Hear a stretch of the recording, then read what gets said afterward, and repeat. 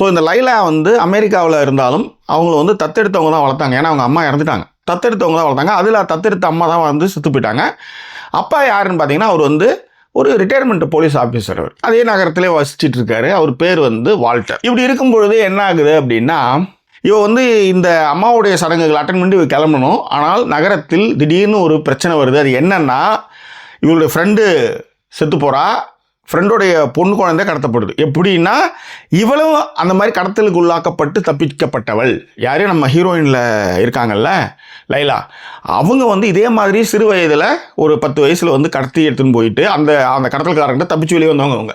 இவங்களை எப்படி சொல்கிறாங்கன்னா, இந்த வந்து கிளாஸ் டோர் பொண்ணு, கிளாஸ் டோர் கேர்ளு, என்னது கிளாஸ் பாக்ஸ் கேர்ள்னே அந்த பொண்ணை வந்து வெறுப்பத்துறாங்க ஊரில் இந்த வளர்ந்த பசங்கள்லாம். அப்படிப்பட்ட பொண்ணு வளர்ந்து படித்து எங்கே அமெரிக்கா போய் அமெரிக்காவில் இந்த கடத்தப்பட்ட குற்றவாளிகளை பற்றி ஆராய்ச்சி பண்ணுற அளவுக்கு வந்து அந்த பொண்ணு வளர்ந்துருக்கு. இந்த பொண்ணு இப்போ ஊருக்கு வந்திருக்க நேரம் பார்த்து ஒரு அவளுடைய பெஸ்ட் ஃப்ரெண்டு செத்து போகிறா. குழந்தையும் வந்து அவளுடைய குழந்தையும் கடத்தப்படுது. இதை யார் செஞ்சாங்க? ஏன்னா இப்படி ஒரு விஷயம் இவ சின்ன வயசில் இப்படிலாம் நடந்திருக்கு. இப்போ என்னவோ மாயராச்சு எனக்கு என்னான்ட்டு வந்து ஊருக்கும் போக முடியாது. இவ கடத்தப்பட்டு இந்த விஷயம் முடிஞ்சிடும்னு பார்த்தா இன்னமும் தொடர்ந்துட்டு இருக்கு. அப்போ இன்னமும் அந்த குற்றவாளி இருக்கிறான் அப்படின்னு தானே அர்த்தம். அந்த குற்றவாளி யார் அப்படின்னு கண்டுபிடிச்சிடலாம் அப்படின்ட்டு போலீஸ் ஆஃபீஸரானவங்க அப்பாவும் இவங்களும் சேர்ந்து இறங்குறாங்க. அந்த குற்றவாளியை கண்டுபிடிச்சாங்களா இல்லையா அப்படின்னு தான் படத்துடைய கதை.